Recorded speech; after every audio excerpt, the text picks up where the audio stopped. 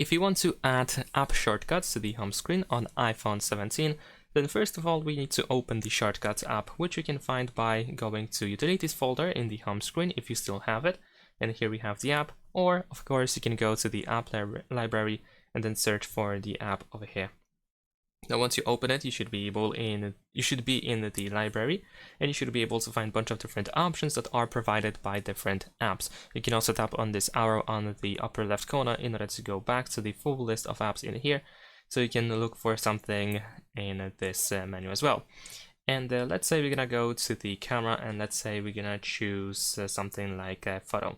So of course if you tap on it, then you will just open the app, but what we want to do is just press and hold our finger, and then we have the add to home screen option. So we can select this option, you can choose the image, you can change the icon itself. So let's say we're gonna stick with the blue one.